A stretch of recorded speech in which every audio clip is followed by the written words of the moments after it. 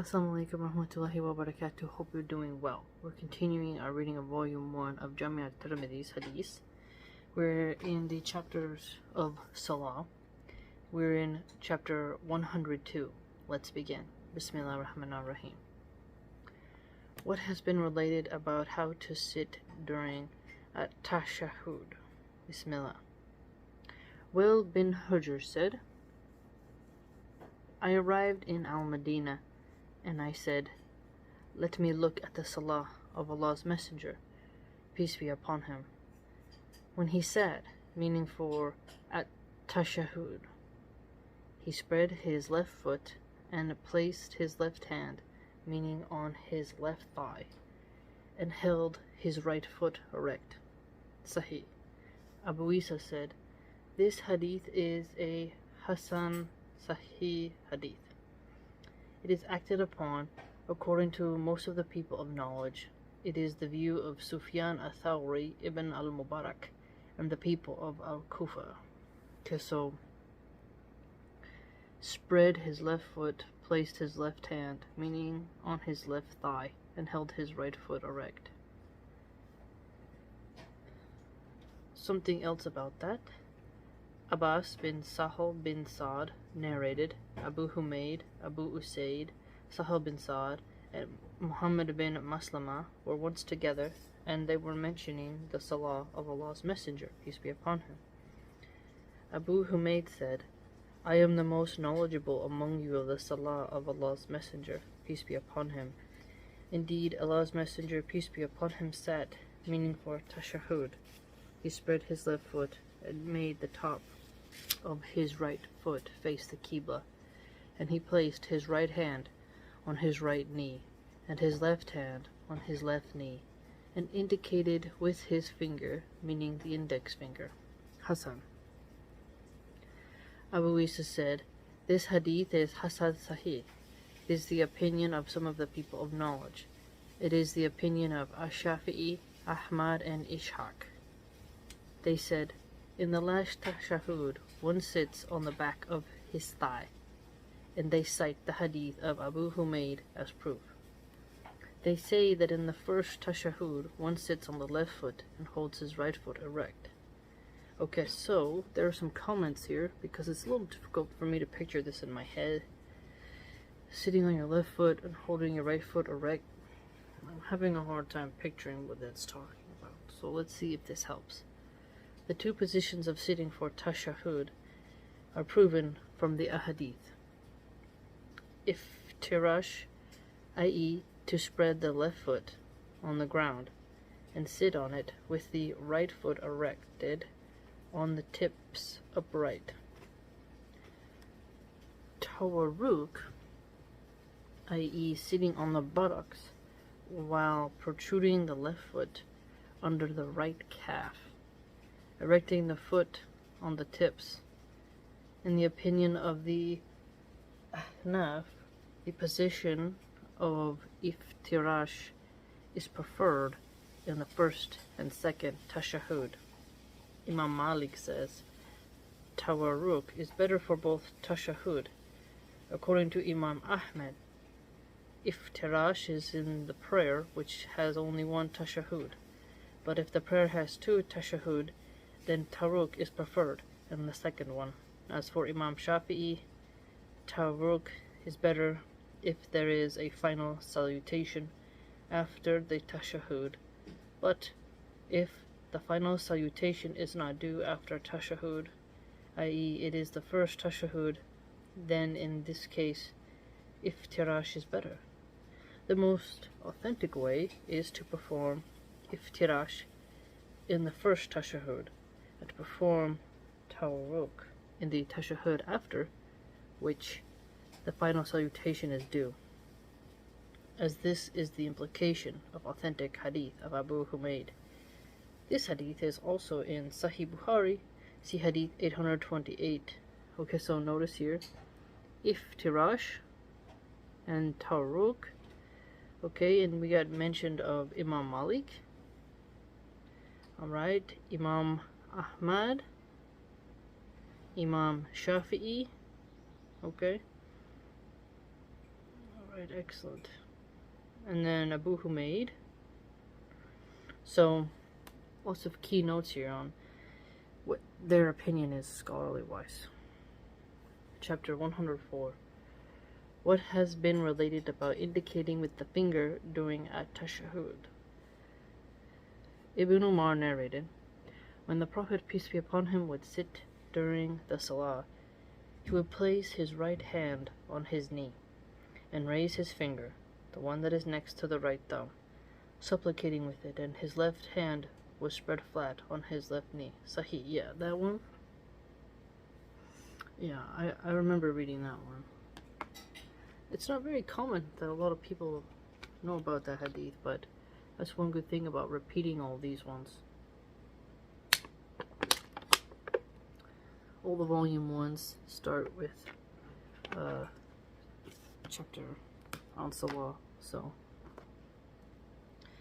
we get to see it stated over and over by reading all these series.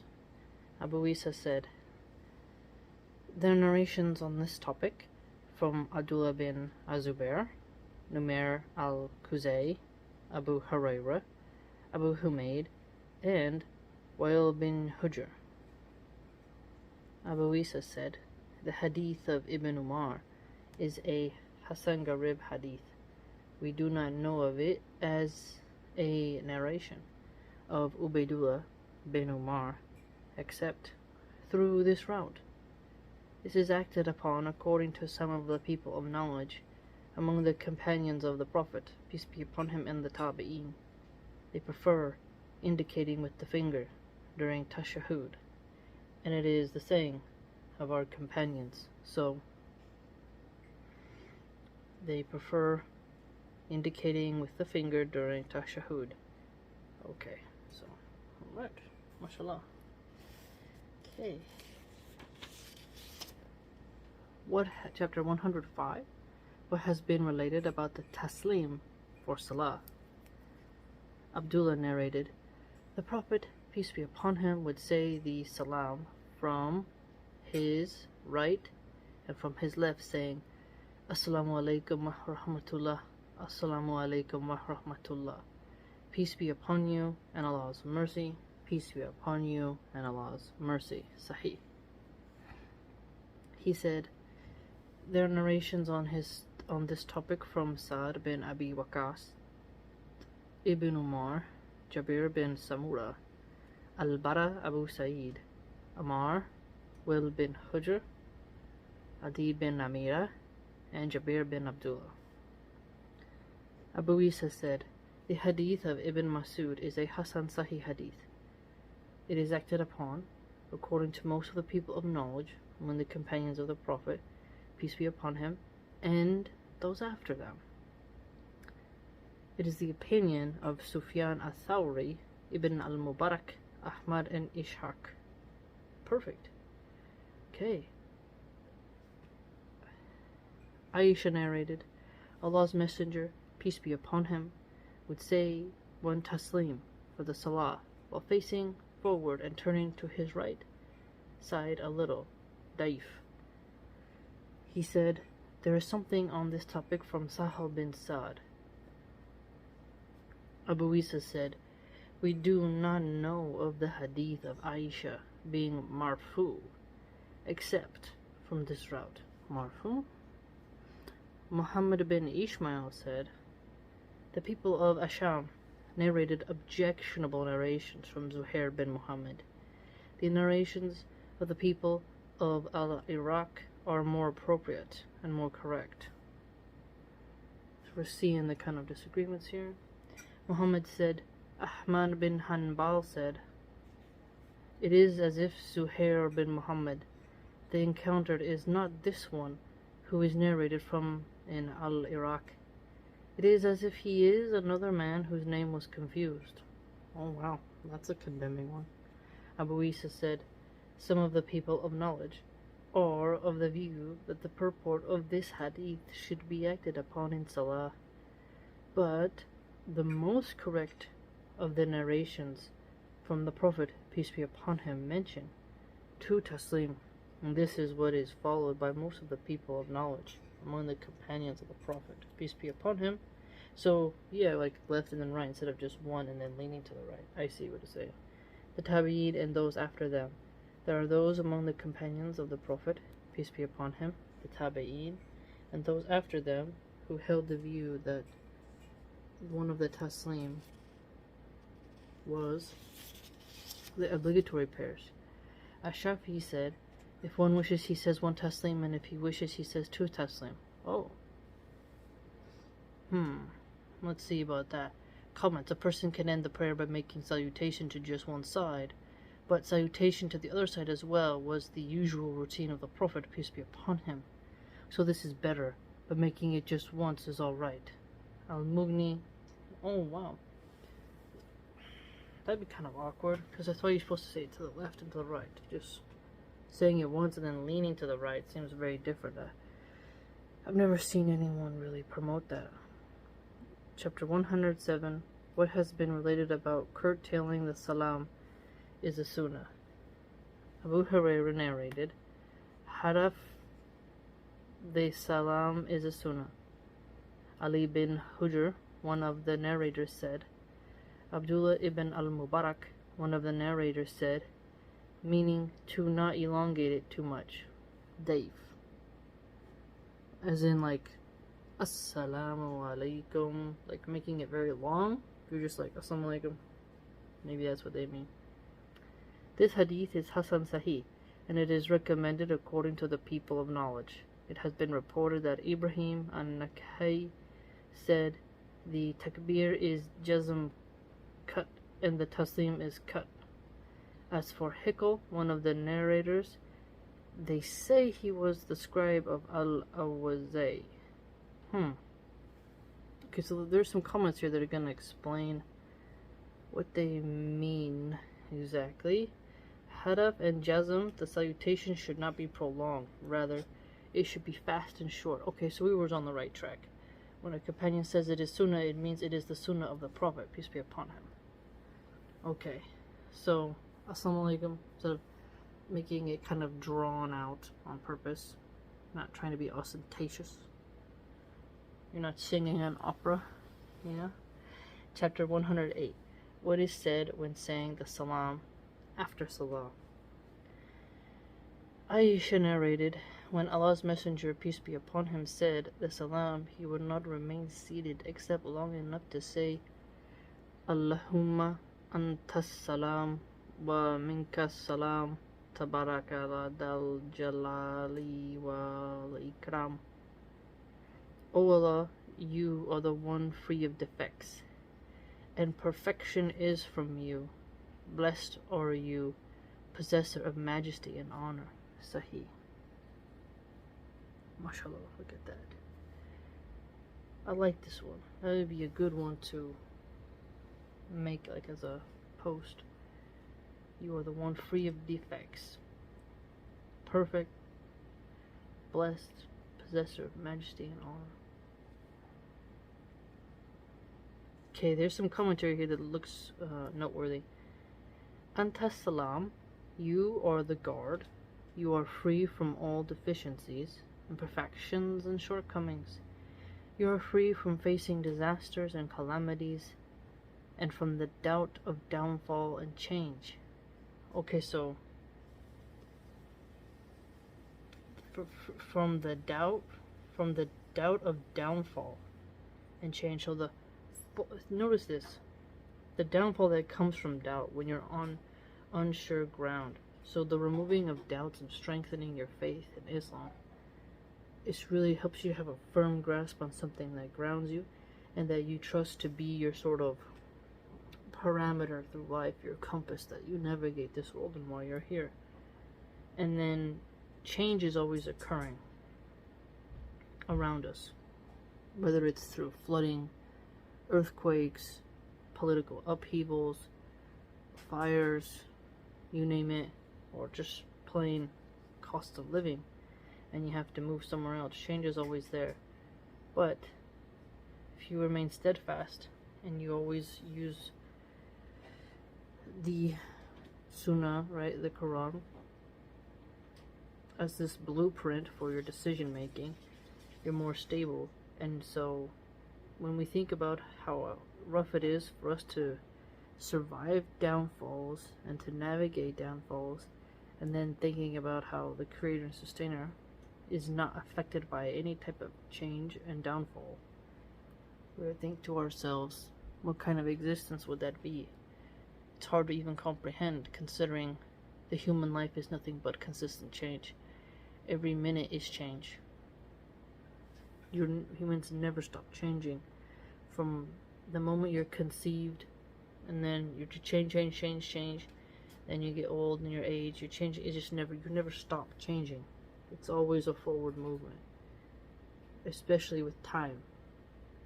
You can't go backwards in your youth. You're just going forward. So that change can make you have a downfall. That's why you're riding high right now. People like Patrick Bet-David, you know, the arrogance that some people can get at sometimes can make you think you got it all figured out. You got the buffer zones, everything intact. And you think that you can navigate any storm, but rather when you go on the ocean, think about how there's always change. With you're going up, you're going down. You can't stop the ocean's movement. And so one of those changes is so big, there goes your boat. And that captain's going down with his ship. So it's very interesting to examine how rough change can be, that there is no amount of roughness that can ruffle Allah subhanahu wa ta'ala. Something really potent when you examine it. Minkas salam. Peace and safety is in your control. You decide for safety and peace for whomever you wish, whenever you wish and wherever you wish. Tabarakata. You are generous, the master of increase and intensity. Only you deserve the highest and greatness, honor, and dignity. Ooh, I like that one. You are generous, the master of increase and intensity. So the master of increase and intensity highlights also the lordship, the tawheed of Allah's lordship. And if you acknowledge that Allah subhanahu wa ta'ala can increase and decrease intensity upon you, especially when you're suffering with the intensity of lust, hunger, of enemies, this is something to think about. How you supplicate and ask for guidance. Give that type of ability is something we can't even think about. Just trying to control a horse's speed, a car's speed, how intense it is. We often will increase the speed, go really fast, and then spin out. A wheel will pop, change will happen, and you lose course and you're dead. That type of accident can't happen to Allah subhanahu wa ta'ala. There is no change of intensity that can disrupt Allah or overpower Him, but plenty of changes that are intense and that increase that can disrupt us and ruin our honor and dignity. Really great. Now this one's that was super informative. Now that's a good comment. Another chain which is similar, but he said, Tabarakata ya dal jalali wal ikram. Blessed are you, O possessor of majesty and honor. Sahih. He said there are narrations on this topic from Thawban, Ibn Umar, Ibn Abbas, Abu Sa'id, Abu Huraira, and Al-Mughira bin Shuba. That's one of my favorite names. Mughira. Such a strong name. MashaAllah, MashaAllah. Okay, he also says, it has been reported that the Prophet, peace be upon him, would say, after the taslim, La ilaha illallah wahhadu la sharika lahu, lahul mulku wa lahu hamdu, yuhyi wa yumitu wa huwa ala kulli shayin qadir, Allahumma la maniya lima ataita wa la muwatiya lima manata wa la yanfa'u dal jadi minkal jad. None has the right to be worshipped but Allah alone, without partners. His is the sovereignty and His is the praise. He gives life and death, and He has power over all things. O Allah, none can prevent what You have granted, and none can grant what You have prevented, and no wealth can avail the wealthy against Allah. The wealth part is so important, because when people get wealth, I think that's a real true test of their arrogance. A lot of celebrities start doing weird occultic things, thinking that Shaitan will guard their wealth, when it's the opposite. They think that if they just keep paying those occultists, that somehow their wealth will never decrease, their fame will never decrease, and their ladder will only go up. This is mistaken. This is not true. And so you can't buy your way into paradise, except if you think of it in a way of the more good deeds you do, and if your wealth allows you to do good deeds, it can be more of an expiation of sins that help you, but at the end of the day, it's up to Allah subhanahu wa ta'ala. So in some regards, a wealthy person can build masjids, can feed more poor, they can donate more books, they can travel to certain areas and help certain communities. That doesn't mean that you'll automatically get in, because you could do something, you could die upon shirk, you could become an apostate and all your deeds would be gone. It really depends, because Allah is swift in accounting. Everything will be measured, and no one's gonna get in except as He permits. So have hope and don't be confused. And it has been reported that he would say, Subhana Rabbika Rabbil Izzati Amma Yasifun wa Salamun Alal Mursaleen wa Alhamdulillahi Rabbil Alameen. Glorified is your Lord, the Lord of honor and power. He is free from what they attribute to Him, and peace be upon the messengers, and all praise is Allah's, the Lord of all that exists. Surah As-Safa 37, 180, 182. MashaAllah. The Lord of honor. Okay, so oneness in His Lordship. Someone who can bestow on you honor or take it away.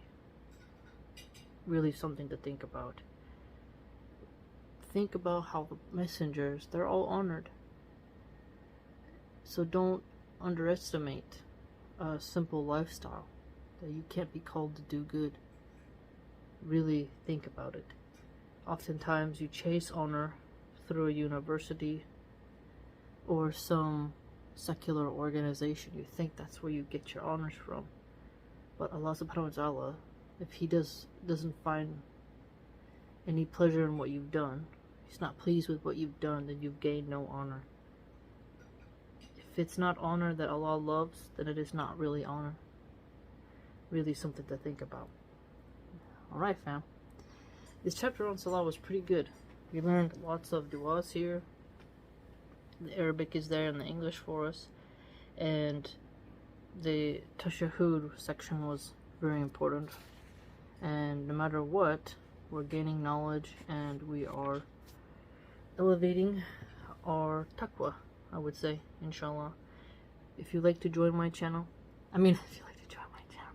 if you like to support my channel, you can do so via my blog, which is www.subscribestar.com/Milahan Archive. Hope to see you there.